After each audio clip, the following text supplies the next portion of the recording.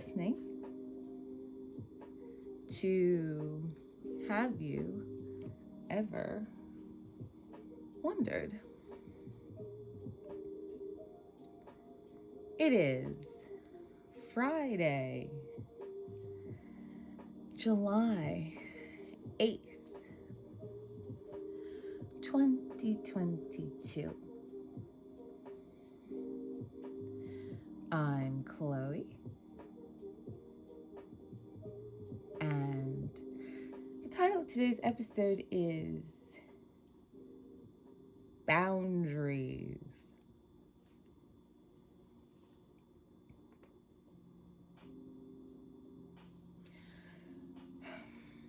Okay, I think this is a first. I had today's episode all chosen. I started planning it not yesterday, but the day before. I had some good research, some anecdotes, some audio clips, or I should say audio visual clips. It's gonna be maybe a little funny, a little poignant, a little didactic, right? But after some things that have gone on for me the last couple of days, personally, and how I've been feeling about them, I knew I wasn't going to be in the right mindset to go forward with the original plan. So, a little after midnight,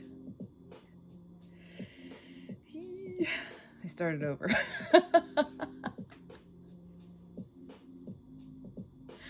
I don't think I've ever done that before with this show.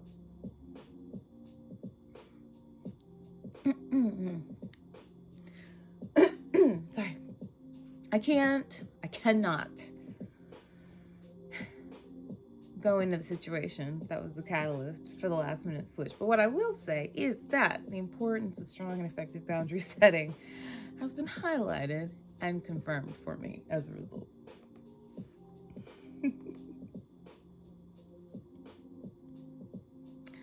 Now, I don't remember hearing a lot about boundary setting as a kid, like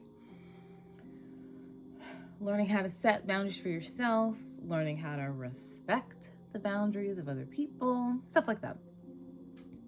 But I had a fairly dysfunctional and oppressive upbringing, so that could be why. As a result of that lack, though, the idea of boundaries always seemed kind of like nebulously ominous to me. But they aren't. They're not a bad thing. Did anyone teach you how to set boundaries for yourself when you were younger? Or when you were older? Wait, do you know how to do it now?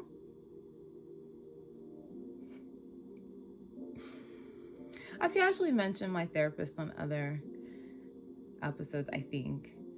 And last night I was wondering what the equivalent phrase for my therapist said used to sound like for the generations prior to ours. Because I feel like that phrase is pretty common sentence starter now. You're talking to someone and they'll be like, oh yeah, well my therapist said blah, blah. But it wasn't always like that. It used to carry a lot of stigma to say something like that. So people wouldn't say things like that. Either they would have one and not say anything or not have one at all. It would be like my manicurist said, or my stylist said, or my bartender said. And I admit that it took me a while to admit that it would be helpful for me to start going to therapy, but I have absolutely no regrets. If you have access to one-on-one mental health care or even group mental health care, avail yourself of it. We're going to do a whole show about it later. But before I started the journey, one of the things that I used to think I was all right at, but it turns out I need to work on, was this boundaries thing. So I guess the reason I thought I was okay at it was because I mostly knew how I did and did not want to be treated. And I thought, okay, well, those are my boundaries. But I wasn't always the best at articulating that. And not because I didn't have the words, not because I was afraid of the conflict. No, no, no. I mean, if you know me but at all, those two thoughts are laughable.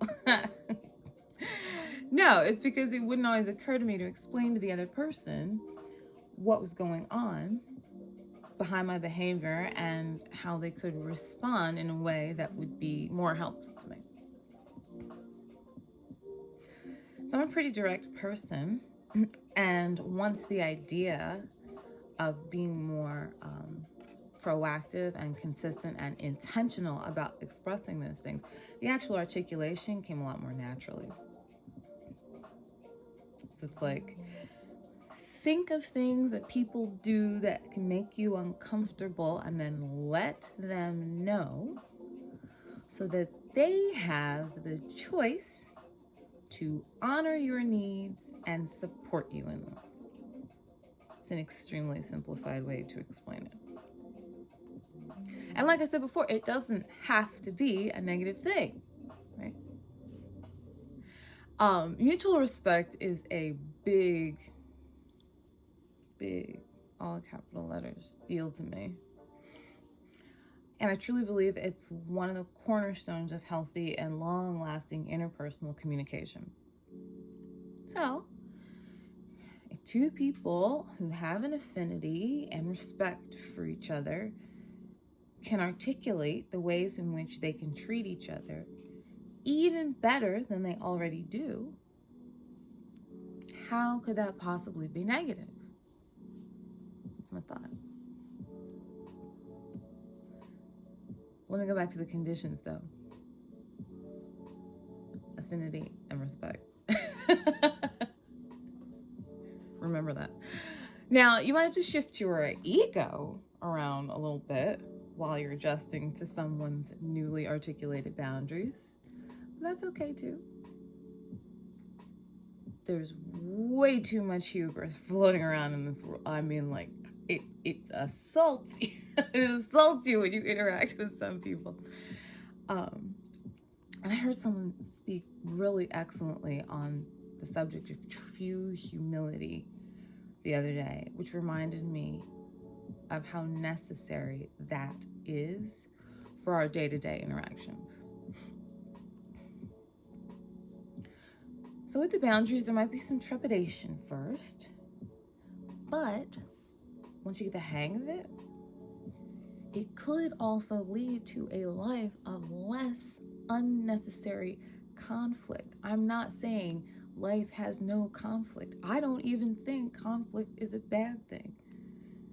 When done well, it helps deepen healthy relationships once you come out the other side. But there are a lot of people who have a lot of unnecessary conflict that could be avoided with better communication. And then you can spend more time enjoying not being as annoyed at the people that you love and or spend the most time with.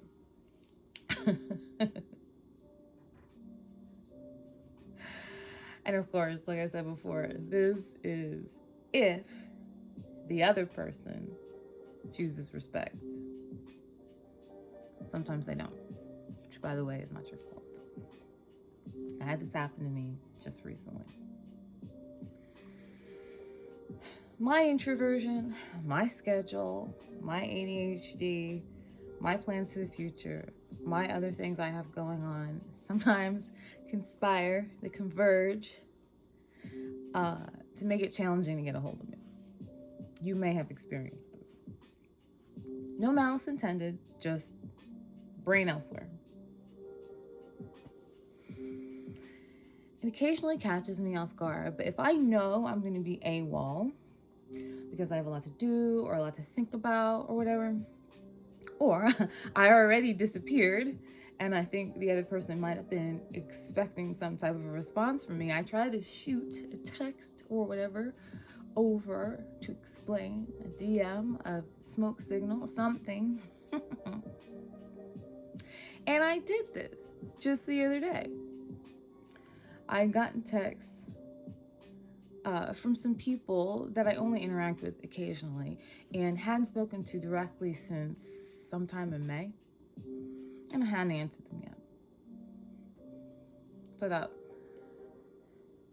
oh, let me just let them know I'm in a low communication zone right now, particularly the more so because one of the things that I have been contemplating more deeply lately pertain to these people. Now,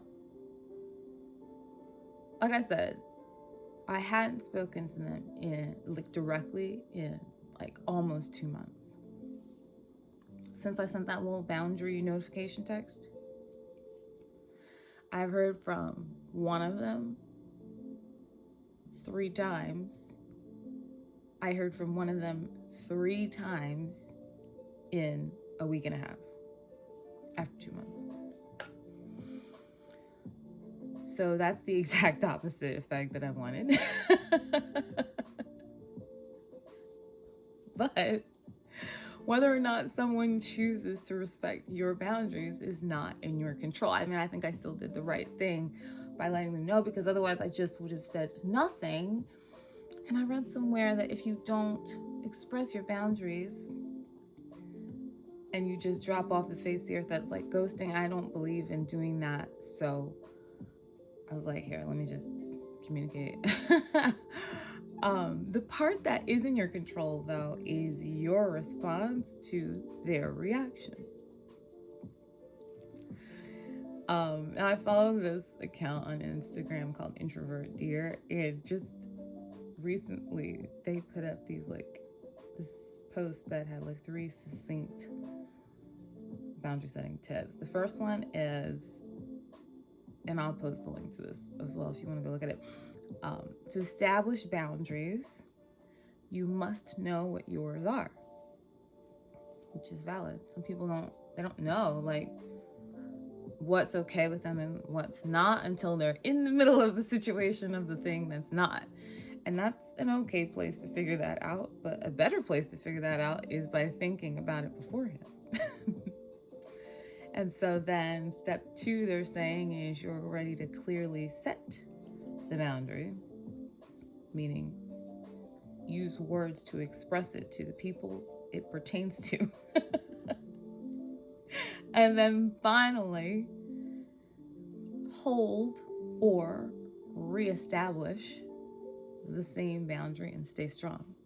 And I'm very glad that they made that final point, because like I said, you can set up the thing and then the other person is autonomous and they're free to respond however they want. And then the ball goes back to you. So I also read an example of this where, let's say you set a boundary of you don't answer the phone after 8 p.m. I'm impressed that you answer it at all. Let's say you don't answer the phone after 8 p.m. because you use that time for yoga or prayer and meditation or binge watching television or reading, or because it's your time and you can do whatever you want with it and you don't have to answer the phone. So you make that boundary clear to the people who are going to be the most likely to call you. And after that, one of them calls you at 8:07. So it's their choice to disrespect your boundary, but it's your choice whether or not you answer the phone. And the choices that you make let them know whether your boundary is actual or theoretical. Oh, one more thing. Don't forget the kids. Right? Parents, people who interact with children. I know you're out there. You can set boundaries with the kids. Also, please set boundaries with the kids.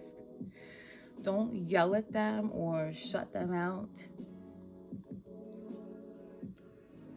Be gentle, be respectful, and then explain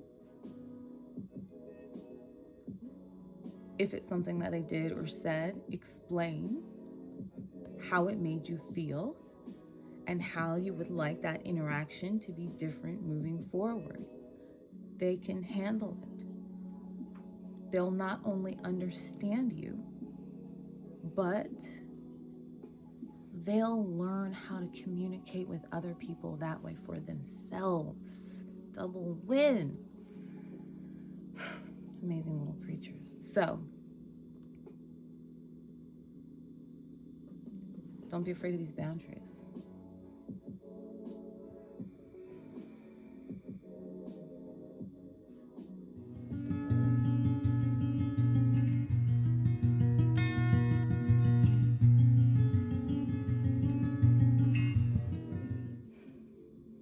Poetry time.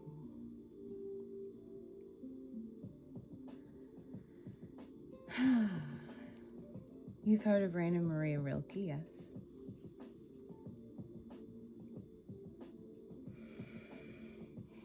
Alas, the author of today's poem is said person.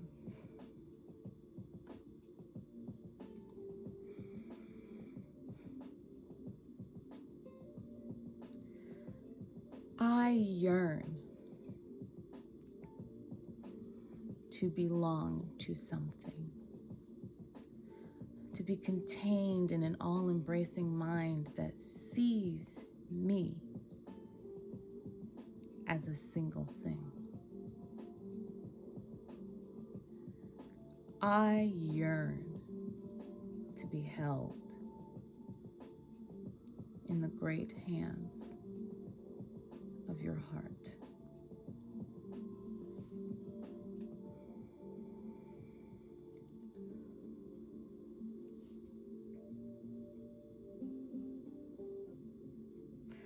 I chose that one because what a depth of expression and intensity. And I think of how many people are capable of that type of emotion for another human being. And it's not always romantic that goes along with feelings like that. You could feel like that for someone in friendship, but how many interactions with other people are damaged or sometimes completely lost that started out feeling like that because we don't put an emphasis on clear and honest communication.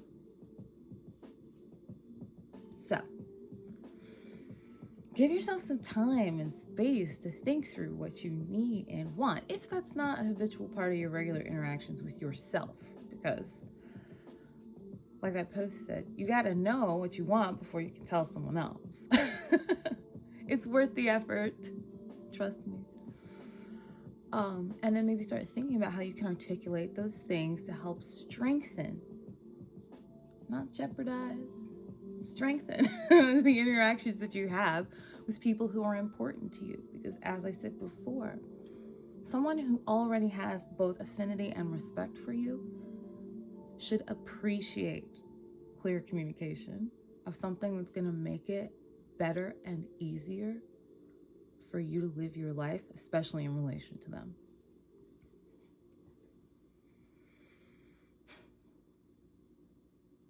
Another big weekend ahead, you guys. Oh man, there are some big, beautiful, important things going on this weekend.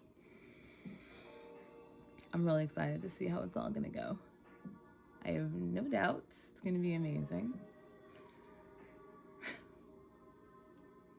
Thank you everyone for another cool week of shows. Thanks for being here.